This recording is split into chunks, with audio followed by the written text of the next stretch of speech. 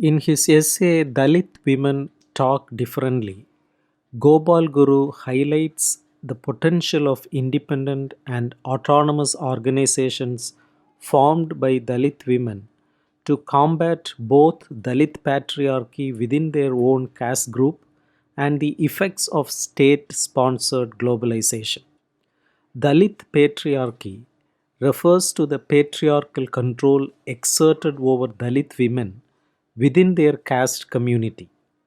Guru argues that the collective action of Dalit women can challenge both these forms of oppression. Over the past several decades, women's issues have gained prominence on the global agenda, leading to increased visibility of their struggles worldwide. It is important, therefore, to acknowledge that women's movements manifest differently in each country due to various local factors, including cultural, economic, and social influences. The way women in India strive for rights, such as education or labor rights, may differ from their counterparts in Bangladesh and Sri Lanka, as the specific context shapes their approaches and expressions of these struggles. To understand the idea that Dalit women need to adopt a distinct mode of communication, it is important to explain the internal and external factors that shape this proposal. Unfortunately, the representation of Dalit women, both in theory and politics, has not achieved success on a global or local scale. Dalit women advocate for the necessity of a unique discourse based on both external and internal influences. External factors here refer to the dominance of non Dalit forces in shaping the narrative surrounding Dalit women.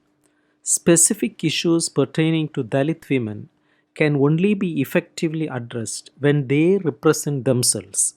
When non Dalit individuals voice these concerns, they often become subsumed within general women's issues, thereby diluting the distinct experiences of Dalit women.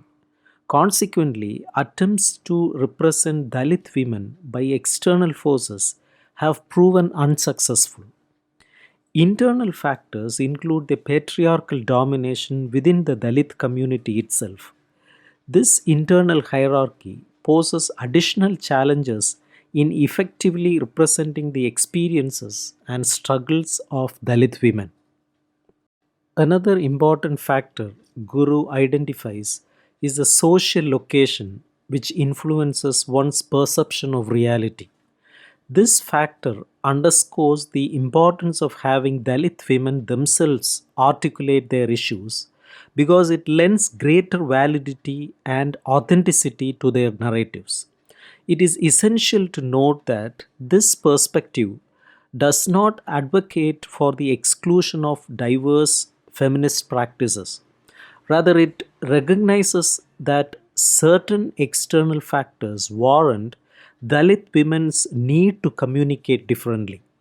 There are feminist voices that support this viewpoint, acknowledging the significance of Dalit women speaking in their own terms while considering the impact of external influences.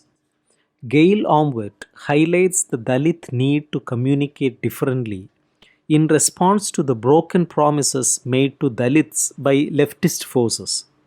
According to Rajni Kothari, the erosion of institutions, unresolved ideological controversies, and a decline in the democratic functions of the political process have diminished faith in the capacity of the modern nation state to ensure both order and equity. This has led to the emergence of alternative movements distinct from traditional economic movements like trade unions, which Kothari refers to as a discourse of dissent. Merely focusing on external factors alone will not provide a comprehensive understanding of the complex reality faced by Dalit women. For example, the issue of rape cannot be adequately comprehended solely in terms of class, criminality, or psychological abnormality. It is essential to consider the caste factor, which worsens the severity of sexual violence against Dalit and tribal women. Despite Dalit women and women activists expressing their perspectives, their voices often do not receive sufficient recognition in the analysis conducted by non Dalits, middle class, urbanized women activists.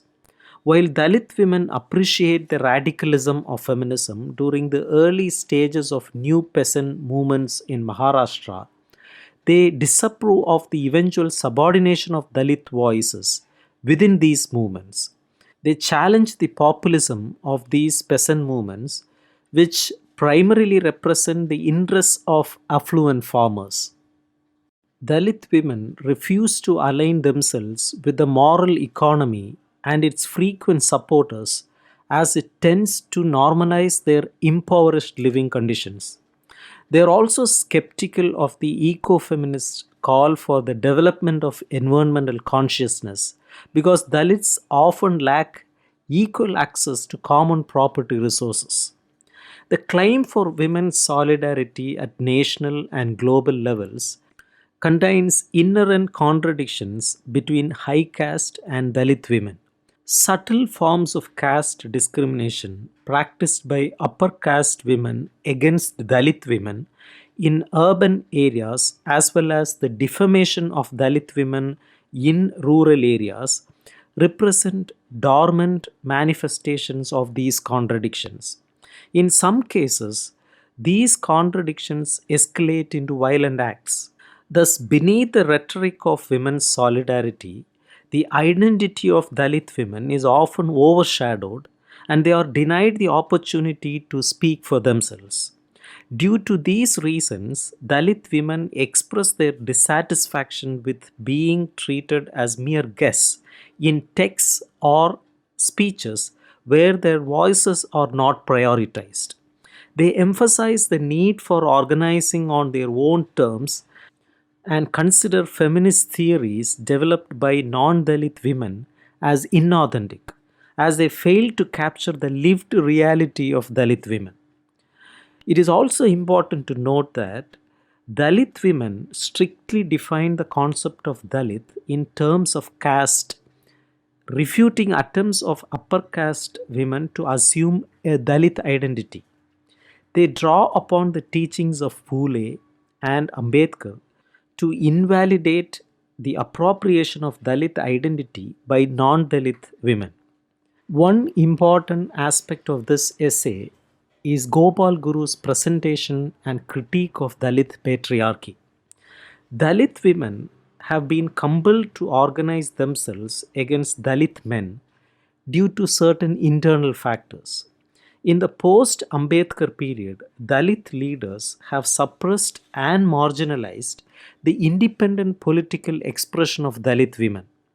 This subordination extends beyond the political arena, as Dalit male writers often disregard and dismiss the literary contributions of Dalit women.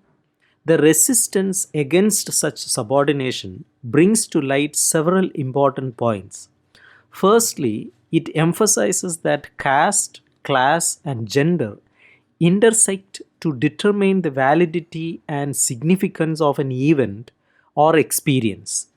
Secondly, it reveals that Dalit men, in reproducing mechanisms of domination, replicate the same oppressive tactics once employed by their higher caste adversaries.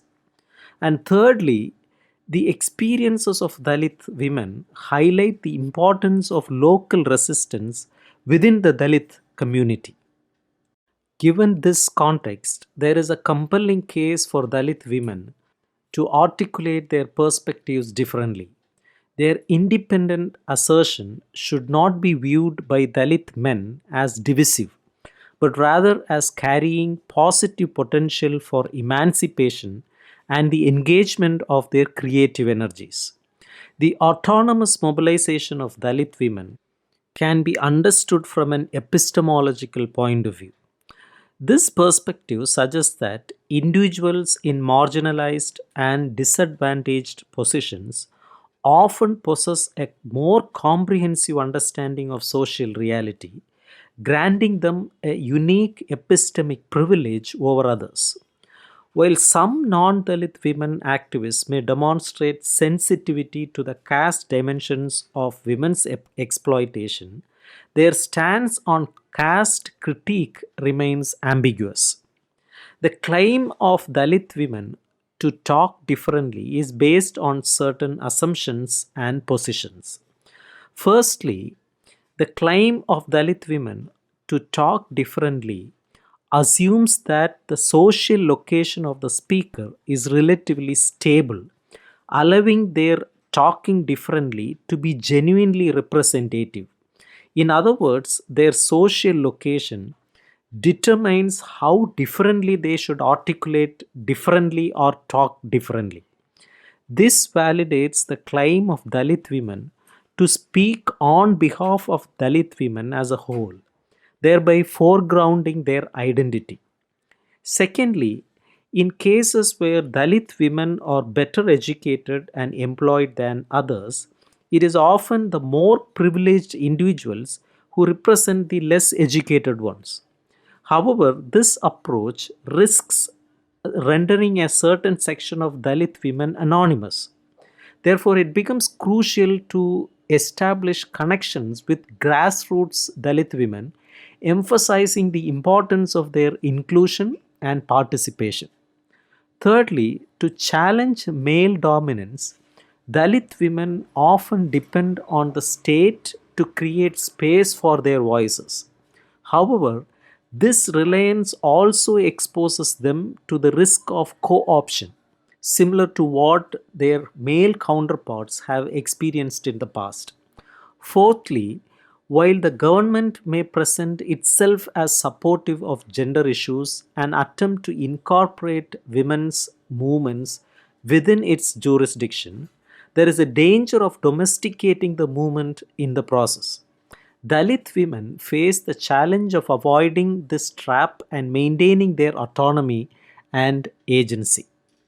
To conclude, Gopal Guru in this essay highlights that Dalit women's perception, while critical of the homogenization imposed by dominant discourses, does not idolize its own reality. This approach prevents the ghettoization of Dalithood and allows for a more nuanced and inclusive understanding of their own experiences and articulation of their perspectives.